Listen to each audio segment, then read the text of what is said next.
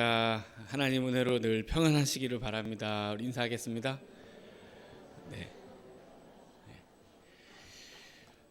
항상 우리 은혜 가운데 평안하시기를 바랍니다. 네. 우리 지난주에 이어서 오늘 두 번째로 말씀을 나누고 있습니다. 하나님께서 창세 전에 우리를 택하셨다는 이야기를 지난주에 함께 나눴고요. 오늘은 우리 하나님께서 당신의 기쁘신 뜻대로 그리스도 안에서 우리를 택하시고 부르셨다 하는 이야기를 함께 더 나누려고 합니다. 오늘 말씀을 통해서도 하나님이 주시는 성령의 위로와 평안이 가득하시기를 예수님의 이름으로 축원합니다. 제가 지난주에 설교를 시작하면서 그 당시 사람들의 세계관과 그 가치관을 형성하는 데 큰 영향을 미쳤던 철학자들의 이야기를 하면서 설교를 시작했었습니다. 제가 이 철학을 전공했거나 이 분야의 전문가는 아니지만 나름으로 이 철학이 무엇인가에 대해서 정의를 해보면 이 철학은 당시 시대를 살았던 사람들이 가지고 있는 나름의 삶에 대한 의문에 대한 답변이라고 할 수 있을 것 같아요. 물론 제가 전문가가 아니기 때문에 이것이 정확한지는 모르겠습니다만 제가 나름으로 생각한 답은 그렇습니다. 그러니까 그 당시를 살아가고 있는 사람들, 그러니까 그 시대의 정황 속에서 나름으로 가지고 있는 여러 가지 삶의 의문들에 대한 해답을 이 철학이 나름으로 제시를 해주는 것입니다. 제가 지난주에 이제 그 스토아 학파, 에피쿠로스 학파 철학자들의 철학을 이야기하면서 인생이라는 것이 의미가 없다. 그냥 무의미하고 무가치한 것이다. 그냥 운명처럼 정해진 것이다.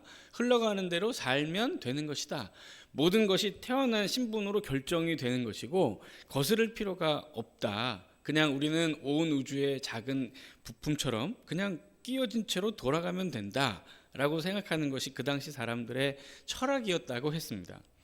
근데 그 당시 사람들이 왜 이런 철학을 가지고 살았느냐면 그 당시 시대와 상황이 그랬기 때문에 그래요. 무슨 뜻이냐면 그 당시는 로마 제국 황제가 다스리는 세상이었습니다. 그러니까 신분이 모든 것을 결정하는 세상이에요. 황제의 가정에 태어났다. 그럼 황제로 사는 거죠. 노예와 종으로 태어났다. 그럼 노예로 종으로 평생 사는 겁니다.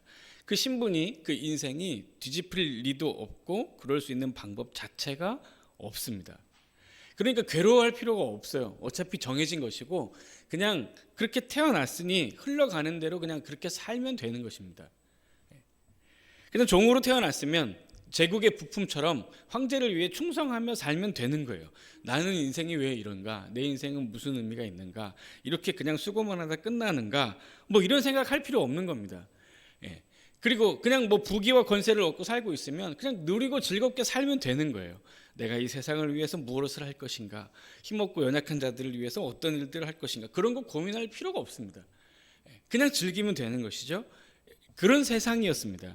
그런 세상에 살다 보니까 사람들이 인생은 뭔가, 나라는 존재는 뭔가 라는 생각들을 하게 된 것이고 그 당시 사를 살았던 철학자들이 이 사람들의 나름의 의문에 대해 답을 제시하는 것입니다.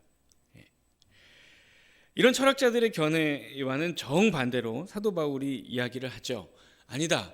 우리는 이 제국의 부품처럼 끼어서 돌아가는 얼마든지 소모품처럼 갈아 끼울 수 있는 그런 의미 없고 가치 없는 존재가 아니다. 우연히 형성된 존재도 아니다.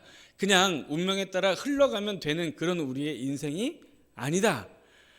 황제가 아니라 온 우주 천하 만물의 주인 되신 하나님이 영원 전에 이 우주 만물을 지으시기 전에 우리의 존재와 인생의 의미를 다 아시고 다 계획하시고 이 땅에 창조하시고 오늘도 그런 우리의 삶을 다스리신다.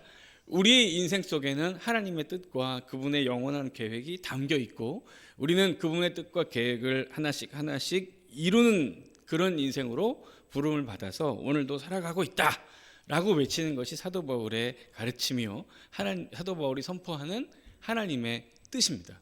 그런 의미에서 지난주에 사도 바울이 하나님께서 창세 전에 우리를 택하셨다 하는 이야기를 나눴고요. 오늘은 우리를 왜 택하셨는가 그리고 어떻게 택하셨는가 하는 그 선택의 기준과 방법에 대해서 한번 나눠보도록 하겠습니다. 자, 오늘 본문의 5절을 보시면 그 기쁘신 뜻대로 우리를 예정하사 예수 그리스도로 말미암아 자기의 아들들이 되게 하셨다고 했죠. 자, 하나님께서 우리를 창세 전에, 그 시기가 영원 전에, 만물이 지어지기 전에, 창세 전에 택하셨다면 하나님께서 왜 우리를 택하셨는가? 무엇을, 어떤 이유로, 어떤 근거로 우리를 택하셨는가 하는 질문에 오늘 본문의 5절은 명확하게 이렇게 대답합니다. 그의 기쁘신 뜻대로 우리가 하나님의 예정함을 입었다. 하나님의 선택이 당신의 기쁘신 뜻에 의해 결정된 것이다 라는 겁니다. 자, 여기 우리말 기쁘다라고 번역되어 있는 이 단어는 우리말로 하면 뭐 기쁨이라는 뜻도 있지만 선의 이런 뜻을 갖고 있어요. 그러니까 선한 뜻 이런 의미에 더 가깝죠. 그러니까 하나님의 선한 뜻이 있다는 것입니다.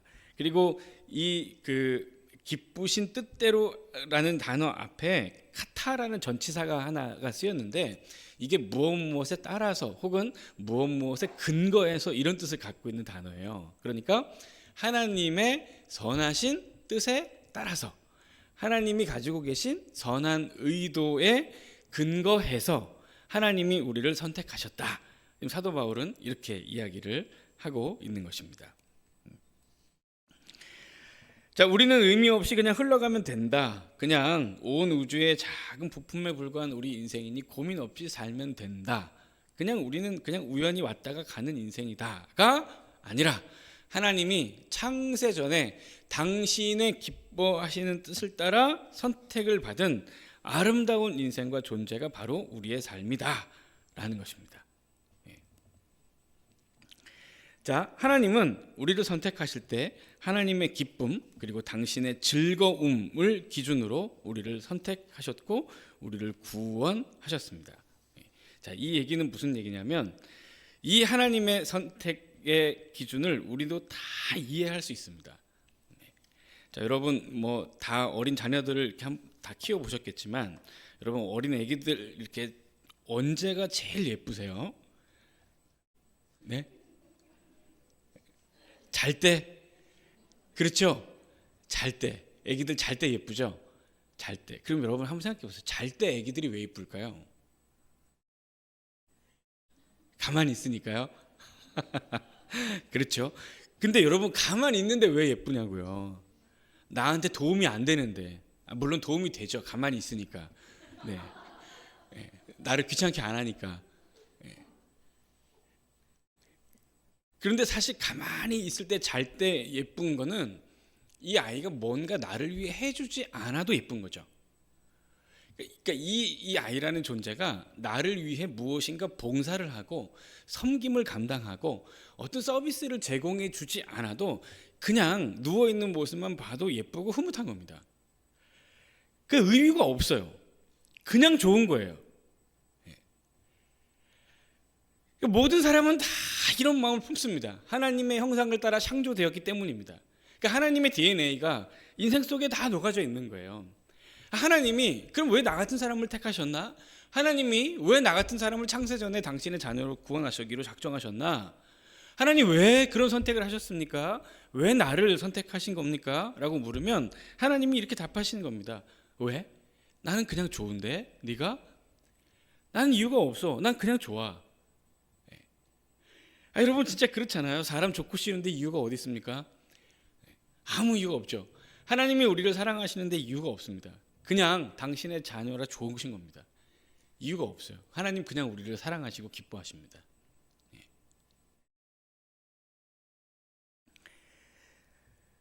자, 5절의 뒷부분에 보면 예수 그리스도로 말미암아 자기의 아들들이 되게 하셨다 이렇게 기록을 하고 있죠.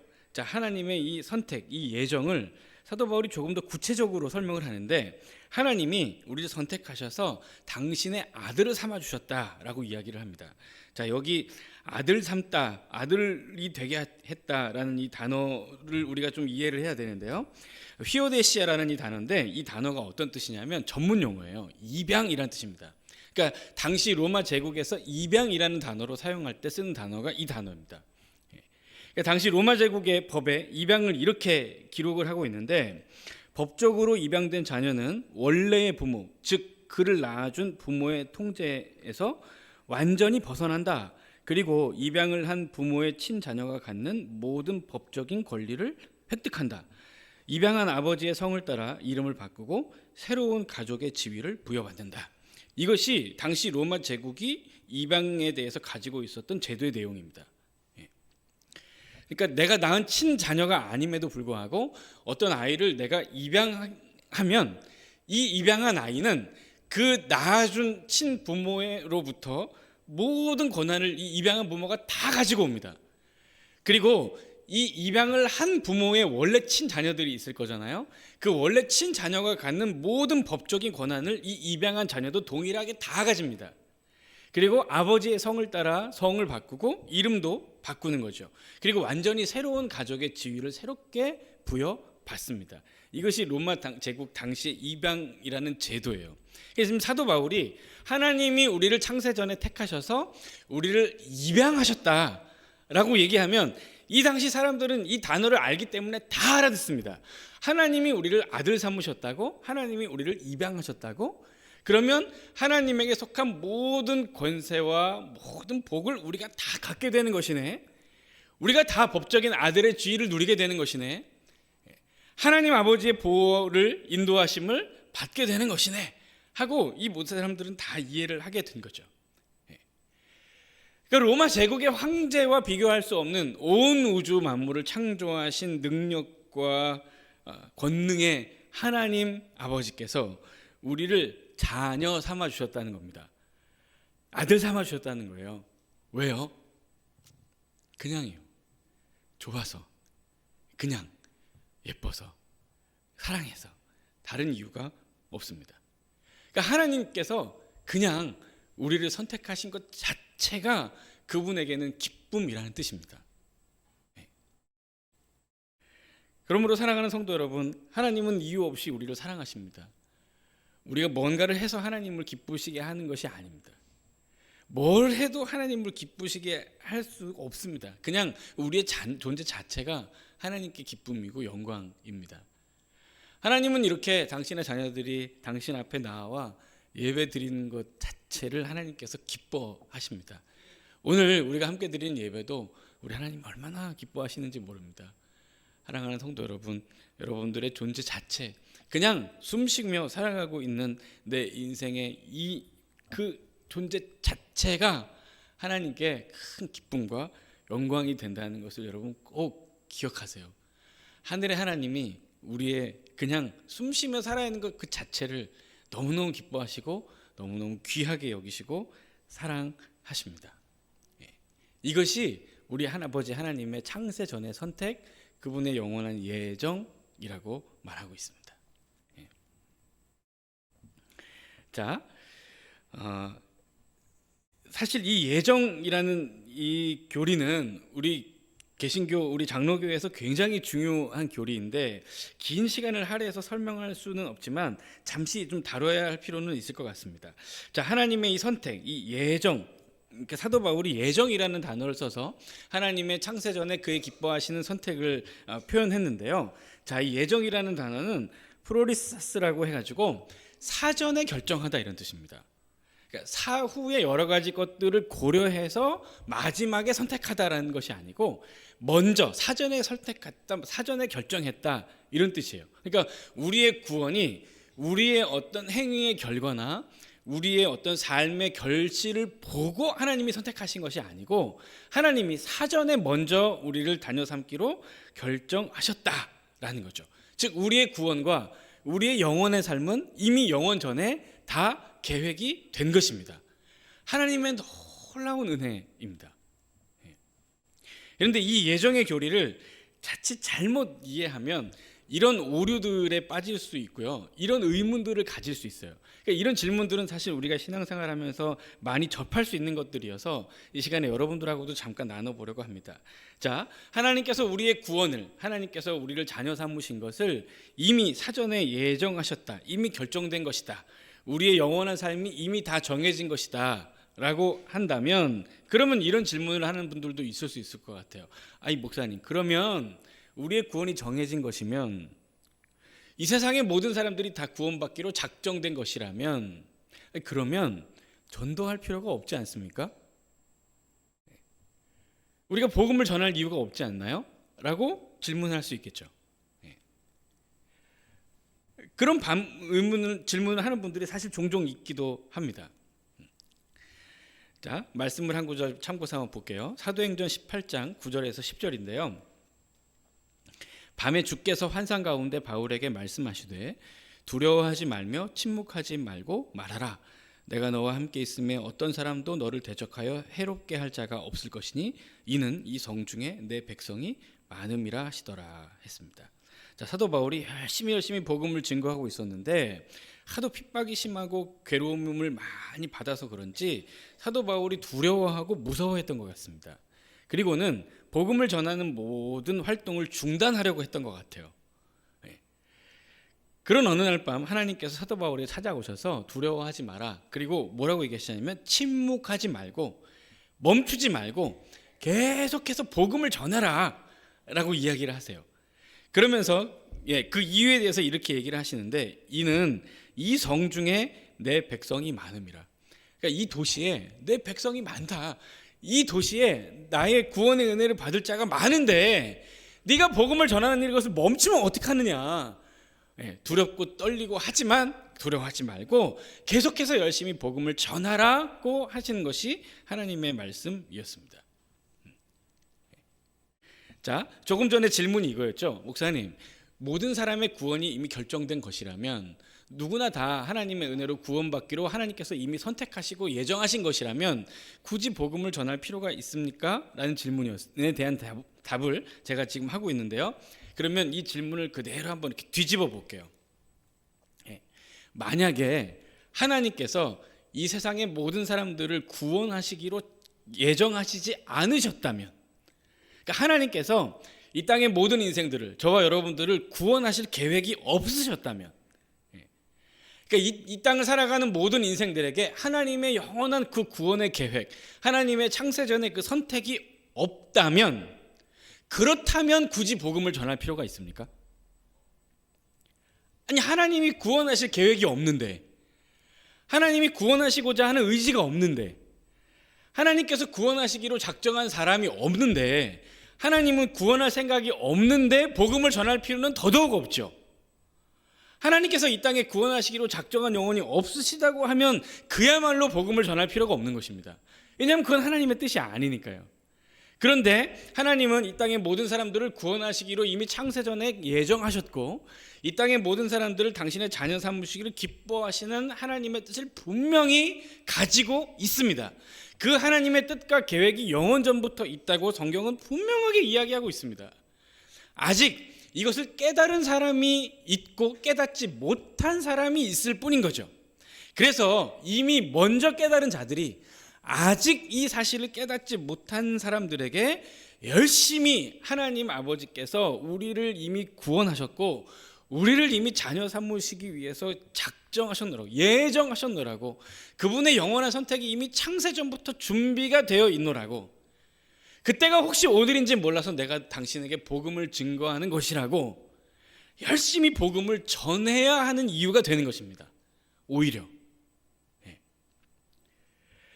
그러니까 이 하나님의 예정은 전도를 하지 않아도 되는 핑계가 아니라 오히려 더 열심히 잃어버린 자를 찾아 구원하고 복음을 증거해야 하는 최고의 동기부여가 되는 것이죠.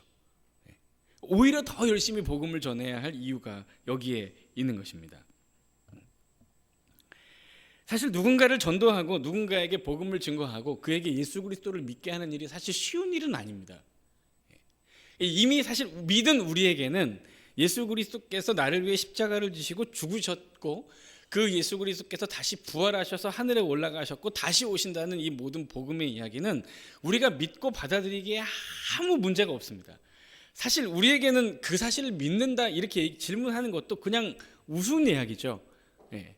우리는 이 사실에 대해서 조금도 의심하거나 조금도 다른 생각을 가지고 있지 않습니다. 그냥 숨 쉬는 것만큼이나 자연스러워요, 이 복음의 이야기가. 그런데 여러분, 입장을 한번 바꿔보세요. 만약에 누군가가 예수님을 믿는 나에게 어떤 불교의 교리를 전해주고 어떤 무슨 다른 종교의 그 경전들의 내용을 우리에게 알려주면서 우리더러 믿으라고 하면 그 얘기가 우리 귀에 들리겠어요? 우리가 얼마나 허무맹랑한 이야기로 듣겠습니까? 그들의 이야기를. 그러니까 입장을 이렇게 한번 바꿔보세요. 우리는 믿지만 우리가 복음을 전하고자 하는 사람들은 예수를 아직 안 믿는 사람들이거든요. 그러니까 그들은 철저하게 이 세상의 철학과 이 세상의 세계관으로 살아가는 사람들이에요. 그러니까 그런 사람들이 복음을 듣고 영접한다는 것은 사실 쉬운 일이 아닙니다.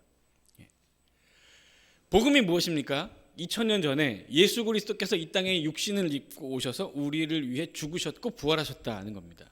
역사적인 사실이기도 하죠. 자, 2000년 전에 대한민국도 아니고 저 유대 팔레스타인 땅에 예수라고 이름하는 청년 하나가 이 땅에서 로마 제국의 군인들의 손에 의해 십자가에 달려서 사형을 당했습니다. 그런데 그 청년 하나의 사형이라는 죽음이 영원전에 온 천지 만물을 지은 하나님의 사랑을 따라 우리의 죄의 문제, 영혼의 문제를 해결하기 위해 온 구세주다? 이거를 믿으라는 거예요. 안 믿는 사람들의 입장에서 한번 헤아려 보세요. 안 믿는 사람들의 입장에서. 아니 요즘 뭐 모르는 번호로 전화 오는 거 받지도 않잖아요. 그런데 하물며 수천 년 전에 예수라는 청년이 우리의 구원자다, 그의 죽음이 사형이 아니라 나의 죄를 씻기 위한 하나님의 용서와 구원의 계획이고 은혜였다, 이 사실을 누군가에게 전해줬을 때 그가 믿고 막 울면서 영접할 수 있는 확률이 상식적으로 얼마나 되겠습니까? 쉽지 않죠. 그러니까 사람이 전도하는 게 아니에요. 하나님이 하시는 일이죠. 성령께서 역사하시지 않으면 그 누구도 복음을 듣고 예수 그리스도를 영접할 수가 없습니다. 우리도 당연히 성령께서 역사하셨기 때문에 예수 그리스도를 믿고 구원에 이르게 되었죠. 그러니까 이 사실이 믿어지게 하는 성령의 도우심으로 우리가 복음을 듣는 겁니다.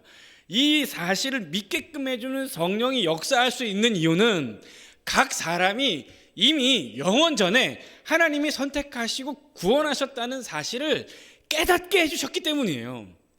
그 사실을 성령께서 일깨워 주는 거죠. 그러니까 우리 하나님께서 영원 전에 모든 인생을 구원하시기로 작정하셨다는 이 놀라운 구원의 계획이 있기 때문에 우리는 오늘도 힘써서 복음을 증거할 수 있는 것이고, 우리는 오늘도 수많은 영혼들을 찾아 복음을 증거하며 하나님의 나라를 이루어가야 할 삶의 책임과 의무가 있는 것이고, 그 목적을 위해 부름받았다는 우리의 존재와 의미를 찾을 수 있는 것입니다.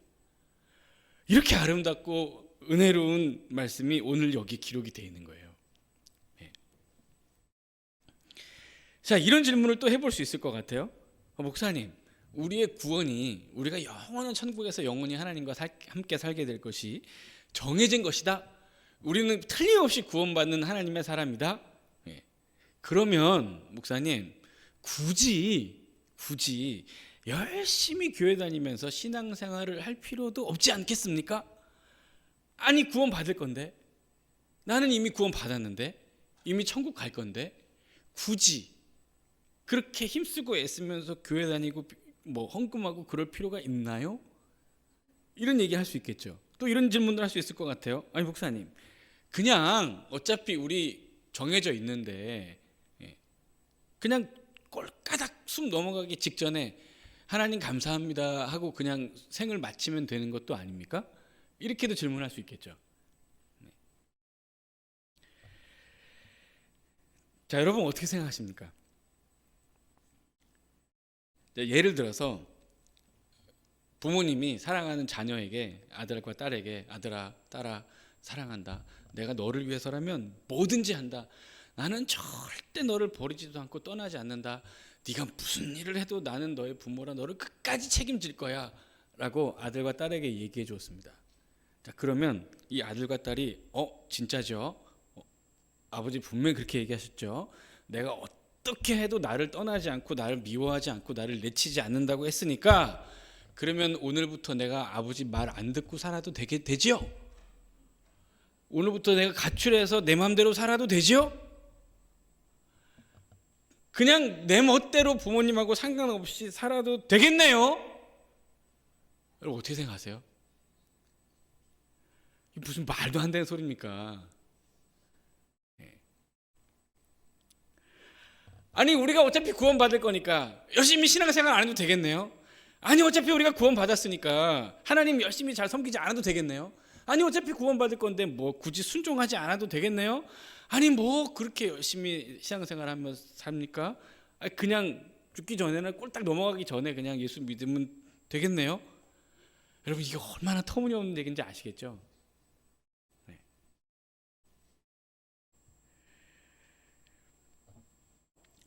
오늘 본문의 4절의 마지막 부분을 한번 보면, 자, 우리로 사랑 안에서 그 앞에 거룩하고 흠이 없게 하시려고, 그리고 5절로 이어져요.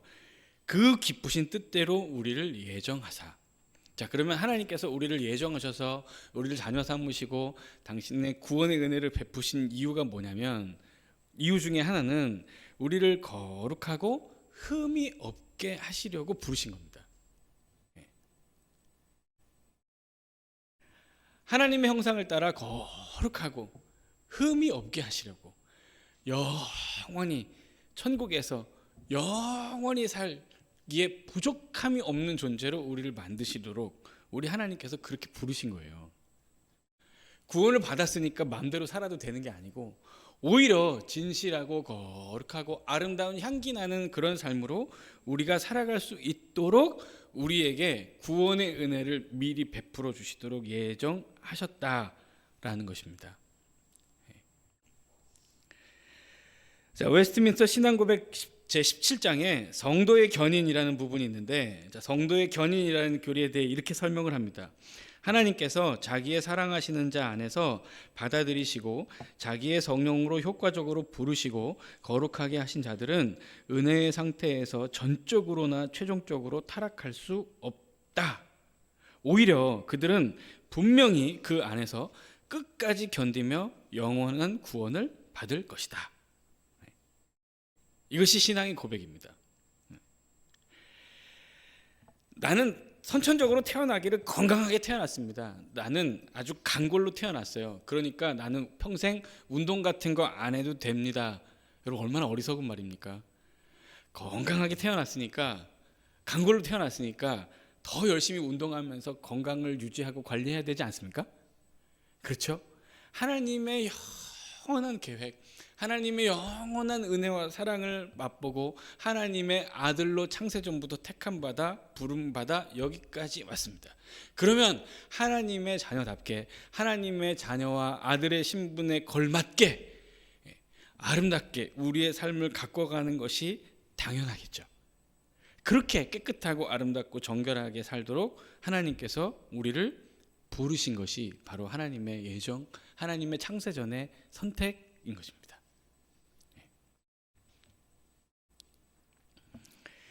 자, 그러면 마지막으로 하나님께서 어떤 방법을 통해 우리를 선택하셨나? 자, 하나님은 창세전에 그의 기쁘신 뜻을 따라 우리를 선택하셨는데요. 자, 4절을 보면 4절 앞부분에 곧 창세전에 그리스도 안에서 우리를 택하사 이렇게 기록하고 있죠. 또 6절을 보면 이는 그가 사랑하시는 자 안에서 우리에게 거저 주시는 바 이렇게 기록을 하고 있습니다. 자, 하나님이 우리를 어떻게 택하셨냐면 그리스도 안에서 선택하셨습니다. 그리스도 안에서.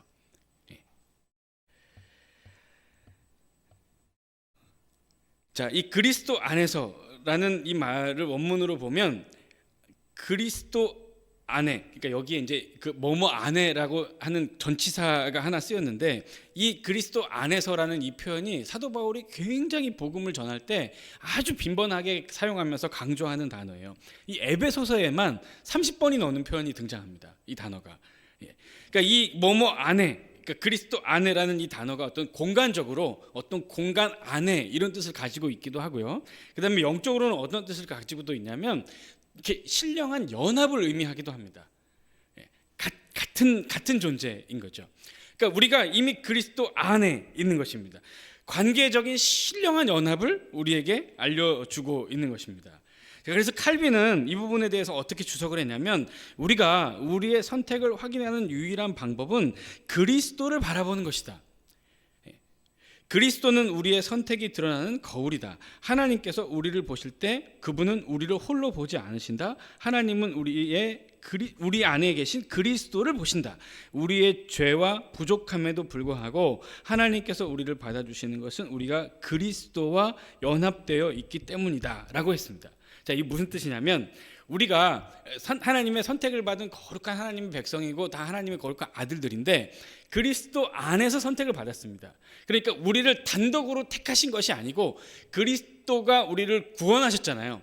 그러니까 구원하신 그리스도와 연합되어 있는 우리를 택하신 겁니다.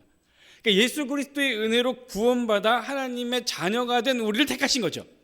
그래서 우리를 보실 때 우리만 보시는 게 아니고 우리를 구원하신 예수 그리스도를 바라보는 겁니다. 동시에 이것도 마찬가지, 동시에 우리도 하나님을 바라볼 때 우리가 하나님 안에 있는가, 내가 정말 택함 받은 하나님의 백성인가, 내가 정말 쓸모 있고 의미 있는 인생인가, 내가 그리스도의 복음을 증거하는 인생으로 쓰임 받으며 정말 살아가고 있는 사람인가 라는 질문에 스스로 답할 수 있어요. 뭘 보면 되냐면 내 안에 나를 구원하신 예수 그리스도가 있는가를 보면 되는 거예요. 그러니까 나에게 십자가의 은혜와 죽음의 의미를 깨닫게 해주신 그 예수 그리스도의 마음이 내 안에 있는가를 보면 되는 거죠. 그러니까 예수 그리스도께서 우리를 택하실 때 예수 그리스도 안에서 우리를 택하셨다는 것은 그 그리스도를 통해 우리에게 놀라운 구원의 은혜를 허락하셨다는 것입니다. 우리가 홀로 존재하는 것이 아닌 거죠. 자, 이해를 돕기 위해서 한 예를 들어볼게요. 자, 예수님의 제자였던 베드로는 예수님을 3번이나 부인했습니다. 어찌 보면 아주 실패한 삶을 살았다고도 할 수 있겠죠. 그러나 우리 예수님께서 베드로를 다시 살리시고 회복시켜 주셨습니다.